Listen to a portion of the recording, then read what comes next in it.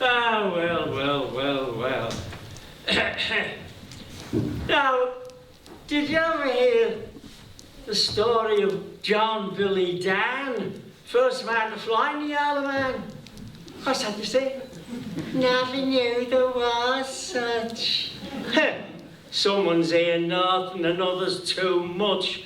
Now, Danny, let me tell you, was a boy with a head, where most the rest of us have got a turnip instead. And all the wonders that head had in it. He could tell you how many seconds there were in a minute. He could tell you the past and the future lay bare. Aye, and give you a cure for superfluous hair. A man were a boy for fixing up hurts. He had signs and charms and cures for all sorts. Mind you, sometimes some of his cures got a bit mixed. Like the time the Culiers boys wanted the raper fixed. Danny was in bed, no he wasn't well, no he couldn't come down, but he'd tell them how. I said, well, up and get underneath, see there was nothing stuck in her teeth, rub her with oil and give her hot drinks, tighten her nuts and straighten her kinks, and then tumble her all over. And that ought to do. In a day or two, she'd be as good as new. He'd sit in the sun and blink like a cat, with all sorts of queer things run under his hat. His little croft at Baldoon grew fine crops of weeds, but then inventors just plan. No, they're not used for deeds. And bless me life, why should a man work when he's got a wife? Oh, Jenny had a wife, and a good one too. That poor soul had enough to do. She had to live with all his wonders and risk being killed by his blunders. And it was her that pulled him out of the well when he tried to make a diving bell. The whole house was littered with broken springs, screws, all sorts of things. He'd be halfways on with perpetual motion. When behold you, he'd up and take some notion and off to fix a broken gate. There was plenty wanting fixing on his estate. But at last the man got really queer. He sat for days and did nothing but stare. Then says he to the wife, I'm gonna fly. It's all worked out. I've just got to try. And in years to come, ones'll tell the story, and my name will be covered in honour and glory.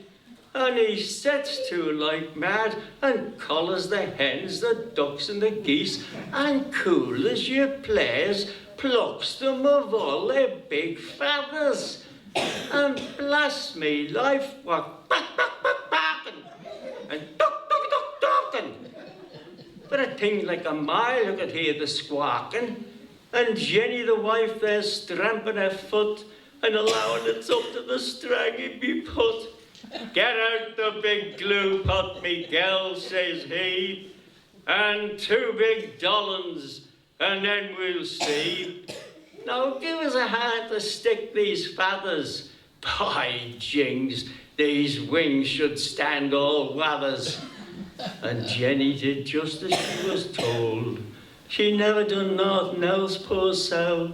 At last, with a doll and tied to each arm, he got up on the barn, a wave of the hand, and I won't be long. He wasn't going far.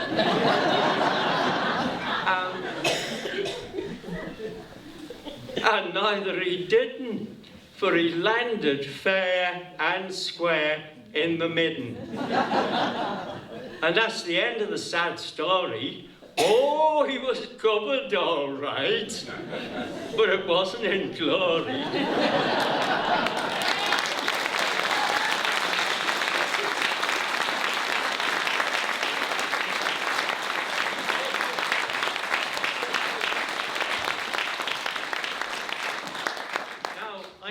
come up to Kenyock with the tea brown. I know a bit myself, but I'm not in the same class as Kenyock.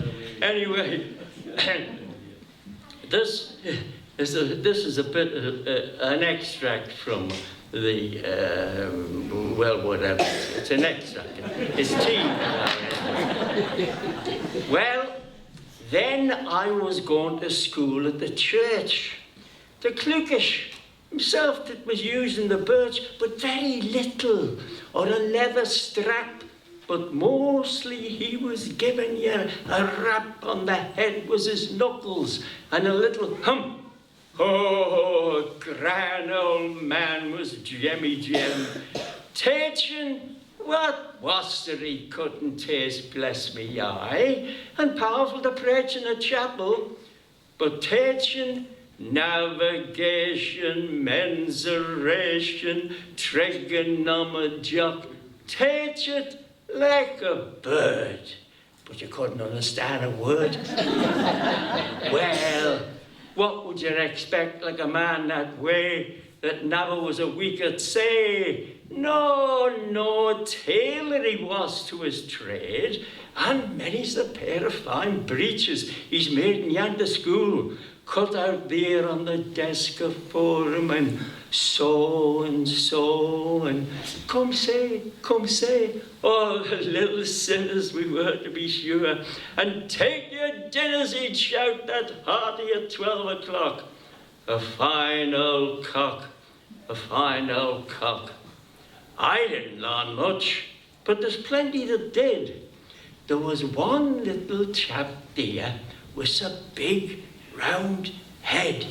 You never seen the round boy, Jane. That boy was learning everything. And the more he learned, the bigger it got. And the rounder. Look at that boy, old Clukish was saying. Fit enough to make your tea in that head, he'd say. It's like a bottomless pit. There's nothing that doesn't go into it. Nothing, says Clukish. And right, no doubt, it all went in, but it never come out. Never. So it couldn't be no loss at yonder chop at all. No, it stood, it was in the big round head. My God, boys, it's grand to have a head that'll grow and expand and never leak a drop. Pride of the mother. But of course, he died. Yes, certainly died. You see, the working and the force of all that was in him, just like a boiler, was no safety valve and no grace for the oiler. No, nothing. Oh yes, he died. That's it.